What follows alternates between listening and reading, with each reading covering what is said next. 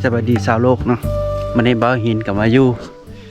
สวนมะเกี้ยงอีกแล้วเนาะคือมื้อนี้บ่าวหินกับมารับจ้างเก็บมะเกี้ยงอีกแล้วเนาะ แล้วปีใหม่นี่ก็2 รอบแล้วเนาะมารับจ้างเก็บมะเกี้ยงเนาะเบิ่งก็ยังหลายคือเก่าเนาะเท่านี้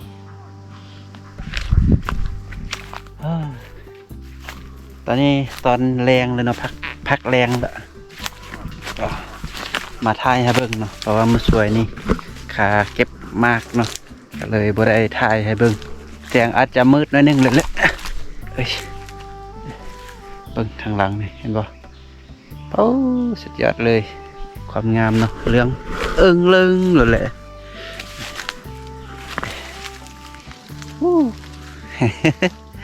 เหลืองลึงเลยเต็มเหลืองปีนอ้อมทางใดก็ยังมีแต่มากเนาะเบิ่งสะออนป่ะเนาะอันนี้แหละเขาเอิ้นว่ามักเกี้ยงเนาะส่วนมักเกี้ยงของแท้เนาะ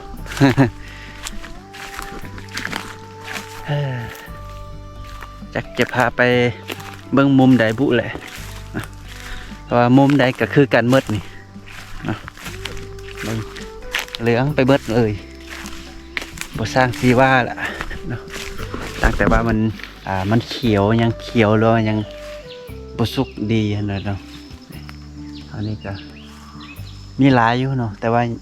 บ่ค่อยงามปานใดเลย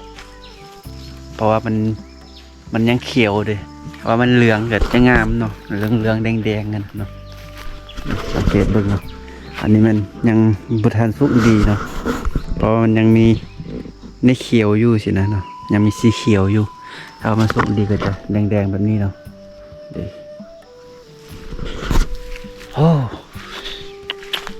งามไปเลาะไปทั่วโอ้นี่ทั่วดนเนาะได้มาแบบนี้ก็หิวใจเด้เนาะให้ธรรมชาติหิวใจแบบนี้แหละเนาะอันนี้จะเป็นป้าล่ะเป็นป้าอันนี้ภูผาเนาะอันนี้กระผาเนาะผาแล้วก็มีปลูกมาเกี้ยงเรียบตีนผานี่เนาะ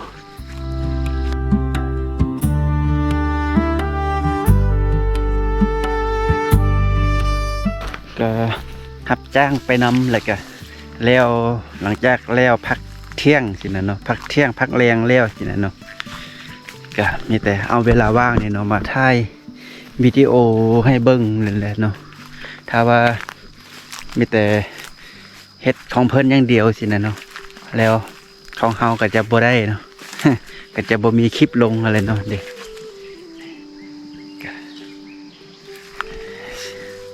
งามสะอ่อนแต่มากเพิ่นเนาะถ้าว่าเป็นมากเฮาเองนี่โอ้ปีนี้ได้หลาย10 ล้านได้เนาะ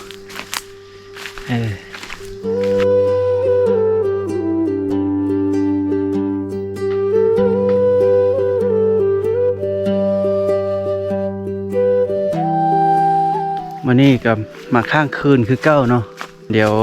ตอนเศร้าเนาะก็จะถ่ายให้เบิ่งอีกแล้วก็จะแบ่งเป็นตอนเนาะเพื่อคลิปบ่ยาวเกินเนาะสำหรับคลิปนี้เนาะเบาหินก็จะขอลาจบเพียงเท่านี้เนาะแล้วพบกันใหม่ใน EP หน้าเนาะ